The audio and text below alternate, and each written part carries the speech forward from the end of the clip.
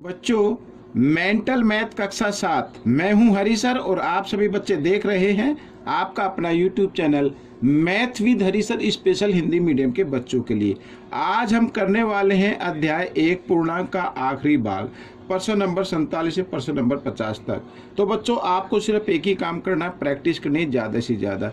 यदि आपको वीडियो मिलने में थोड़ी सी असुविधा होती है, आपको वीडियो नहीं मिल पाती है, तो आप जो भी वीडियो मेरी देखते हैं ना, उस वीडियो के नीचे मेरे चैनल का नाम होगा मैथ विद हरी सर, ठीक है ना। तो आप उस पर क्लिक करना, इस तरीके से आप मेरे चैनल पर पहुंच जाएंगे और वहां पर जाकर वीडियोज या प्लेलिस्ट के बटन पर क्लिक करके आप अन्य वीडियो देख सकते हैं, ठीक है। आइए करना शुरू करते हैं। प्रश्न नंबर 47 क्या कहता है, ये रहा प्रश्न नंबर 47 आपके सामने, ठीक है। प्रश्न नंबर 47 क्या कहता है, देखो क्या कहता है। यहाँ पर लिखा है घटा 12 जमा 16 घटा 42 भाग और ये 3 गुणा 7 के ऊपर बार का निशान के योज्य प्रतिलोम को, ठीक है, इसका योज्य प्रतिलोम बताना है, पहले निकालना है। घटा 2 घटा 3 तथा घटा 4 के गुणनफल में जोड़ने पर प्राप्त संख्या बतानी है, ठीक है। तो सबसे पहले इसको सोल्व करेंगे, ब्रैकेट को। तो बच्चों, इससे पहले देखो, बोर्ड मास का रूल कहता है कि सबसे पहले ना आपको बार का साइन भी सोल्व करना है। भाई, बार का साइन अगर आता है ना किसी भी नंबर के ऊपर, तो पहले उसको ही सोल्व करना है, ठीक है। पहले तो ब्रैकेट होता है, फिर बड़ा ब्रैकेट होता है, उसके बाद डिवाइड का साइन। लेकिन फिर भी ये होता है, ब्रैकेट से बार अगर बार का निशान है तो पहले बार के निशान को आपको हल करना पड़ेगा, ठीक है। आइए करते हैं। इससे पहले जो भी नंबर है उसे यूं का यूं लिख लेते हैं, ठीक है, इस तरीके से भाग। अब यहाँ पर बच्चों 3 गुणा 7 के ऊपर बार का निशान है, तो उनको गुणा कर दीजिए। 3 सत्ते 21, इस तरीके से, ठीक है। अब बोर्ड मास का रूल कहता है, अब आपको क्या करना, भाग का हल करना है, ठीक है, भाग का निशान। उससे पहले जो भी नंबर है आप उसे यूं कहीं लिख सकते हैं या इनको सोल्व कर सकते हैं, क्योंकि भाग का निशान तो इधर है ना, आप चाहे तो इनको कर सकते हैं। ये जमा, ये घटा, घटा जमा घटा, 16 में से 12 घटाएंगे तो 4 आ जाएगा, इस तरीके से, ठीक है ना, यहाँ पर। और ये घटा का निशान आ गया। अब इनको भाग करना है, तो 21 दूनी कितना होता है, 42 होता है बच्चों। और यहाँ पर बड़े, हाँ, घटा तो लगाई दिया। अब 4 घटा 2, 4 में से 2 घटाओ, 2 आ गया। अब इसका योज्य प्रतिलोम क्या होगा, 2 का, यहाँ पर ये 2 आ गया ना, ये उत्तर आ गया, का योज्य प्रतिलोम,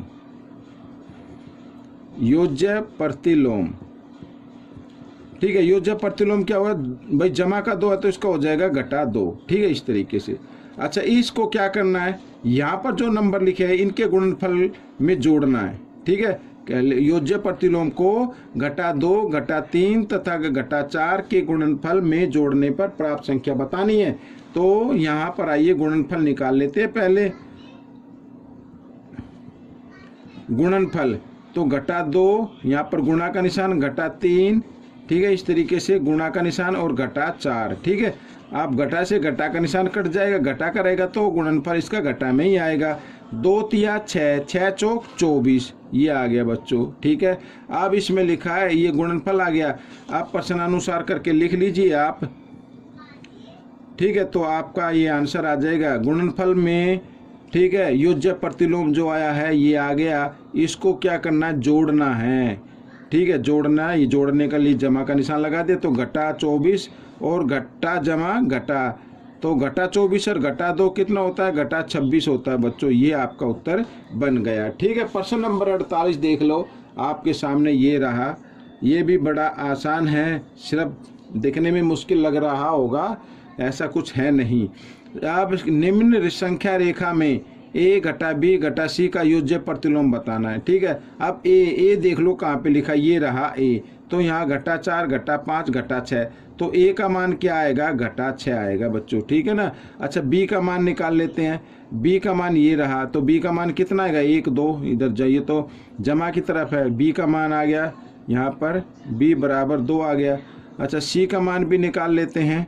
c का मान के लिए राशि, तो इधर घटा 1 पे आएगा, ठीक है। ये अब हमें निकालना है इसका मान, a घटा b घटा c, ठीक है। तो ब्रैकेट बना लेता हूँ बड़ा, a का जगह a का मान लिख दीजिए, ठीक है ना। अब घटा का निशान है, घटा का निशान लगा दीजिए। अब b की जगह b का मान लिख दीजिए, ये रहा b का मान 2, ये आ गया, ठीक है। और घटा का निशान ये आ गया। सी का मान सी की जगह लिख दीजिए, लेकिन सी का तो घटा में है तो घटा 1 डालना पड़ेगा इस तरीके से। ठीक है, आइए करते हैं आगे। तो यहाँ पर बच्चों घटा 6 और घटा 2 कितना होता है, घटा 8 होता है। और ये घटा घटा क्या हो जाएगा, जमा हो जाएगा। तो घटा जमा अब बाद में क्या होगा, घटा होगा। 8 में से 1 घटाएंगे तो 7 आएगा, लेकिन बड़े नंबर के सामने घटा का निशान, इसलिए घटा 7 आ जाएगा। ठीक है, अब इस घटा 7 का योज्य प्रतिलोम बताना है, तो लिख लेते हैं घटा 7 का योज्य प्रतिलोम। ठीक है ना, योज्य प्रतिलोम। तो घटा 7 का योज्य प्रतिलोम कितना होता है, 7, जमा का 7 आ जाएगा बच्चों। तो ये प्रश्न आपका हल हो गया। आइए करते हैं बच्चों प्रश्न नंबर 49, ये रहा आपके सामने। ठीक है ना, प्रश्न नंबर 49 क्या कहता है, कहता है एक लिफ्ट 5वें तल से शुरू होकर 4 तल ऊपर गई, फिर 6 तल नीचे आई, उसके बाद 9 तल ऊपर गई तथा 5 तल नीचे आई। अब बताइए कि लिफ्ट किस तल पर है। तो बिल्कुल आसान है, जैसा आपने पढ़ा है या आपने देखा भी होगा मेंटल मैथ के अंदर। थोड़ा डिफिकल्ट लग रहा होगा कुछ बच्चों के लिए, लेकिन ये डिफिकल्ट नहीं है, मुश्किल बिल्कुल भी नहीं है। आपको सिर्फ इसको डिजिटल करना है, अंकों में करना है। देखो भाई 5वें तल पे है तो यहाँ पर 5 लिख दीजिए। ठीक है, अच्छा से होकर 5 तल से शुरू होकर 5 तल से 5वें तल होगा, बस जमीन के ऊपर ही रहता है, तो ये हम 5 लिखेंगे, जमा का लिखेंगे इसे। अच्छा 4 तल ऊपर गई तो जमा 4 और डाल दीजिए, फिर 6 तल नीचे आए तो इसमें घटा 6 कर दीजिए, और उसके बाद 9 तल ऊपर गई फिर जमा 9 कर दीजिए, ऊपर गई है तो नीचे आए तो घटा, ऊपर जाए तो जमा, तथा 5 तल नीचे आई तो घटा 5 कर दीजिए। आप बताइए कि लिफ्ट किस तल पर है। ठीक है ना, अब देखो यहाँ पर 5 जमा का है, 4 जमा का है, 9 जमा का है, 5 और 4 9, 9 और 9 18। ठीक है, और ये घटा 6 और घटा 5 घटा 11 हो गई। अब 18 में से 11 घटा दो बच्चों, 18 में से 11 घटाएंगे तो कितना आएगा, 8 में से गया 7। तो बच्चों वो 7वें तल पर है, 7वें तल पर है, यहाँ पर आप डाल दीजिए। अब लिफ्ट जो होगी वो 7वें तल पर है। ठीक है ना, अब हम करेंगे प्रश्न नंबर यहाँ पर 50। तो ये भी आसान है। 3 पूर्णांकों का गुणनफल घटा 900 है, यदि 2 पूर्णांक 25 और घटा 6 है तो तीसरा पूर्णांक बताना है। तो इसमें क्या करना है, या तो आप ये जो गुणनफल है ना इसको भाग कर दो जो 2 पूर्णांकों के गुणनफल है उनसे। ठीक है, तीसरा पूर्णांक आएगा। नहीं करना है तो आप फिर x मान सकते हैं, जैसे मैं करा रहा हूँ। माना तीसरा पूर्णांक यहाँ पर मैं लिख देता हूँ, माना तीसरा पूर्णांक क्या होगा, x। ठीक है, अब प्रश्नानुसार क्या कहता है भाई, ये पहला पूर्णांक तीसरा पूर्णांक हो गया, गुणा 25 और गुणा घटा 6, इनका गुणनफल कितना आता है, घटा 900 आता है। इस तरीके से आप लिख लीजिए। अब x का मान निकालना है। ठीक है ना, तो x का मान निकालना है तो बच्चों देखो इधर भी घटा इधर भी घटा है, तो घटा से घटा का निशान आप काट दीजिए, कोई दिक्कत नहीं, एक बार। ठीक है, बराबर में एक जैसे होते तो कट जाते हैं। अब 25 और 6 इधर की श्लोक में है, x के साथ गुणा में है, इधर आकर वो भाग में आ जाएंगे ऐसे। ठीक है ना, इस तरीके से अब आप इसको भाग कर लीजिए। आइए करते हैं, 25 एकम 25।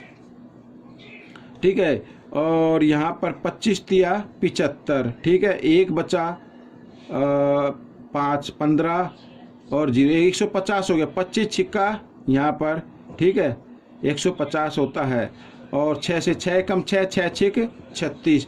तो बच्चों यहाँ पर तीसरा पूर्णांक आ गया, तीसरा पूर्णांक आपका आ गया है, ये आपका उत्तर हो गया। ये वीडियो भी कंप्लीट हो गई है बच्चों। और कोई भी दिक्कत अगर आपको आती है बच्चों, कोई भी दिक्कत आती है तो आप मुझे कमेंट्स कर सकते हैं।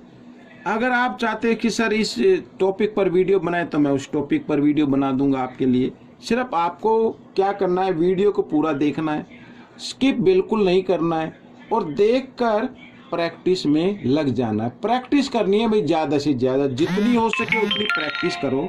ठीक है ना, ज़्यादा से ज़्यादा प्रैक्टिस करोगे तभी आपकी अच्छी रैंक आएगी, अच्छे मार्क्स आएंगे। ठीक है, अब मिलेंगे हम अगले भाग में, तब तक आप वीडियो को पूरा देखें, देखकर दूसरों को सिखाएं। ठीक है ना, अगले भाग में मिलते हैं एक नए एक्सरसाइज के साथ। अगर कौन सी जो भी एक्सरसाइज आप चाहते हैं आप मुझे ज़रूर कमेंट्स कीजिए।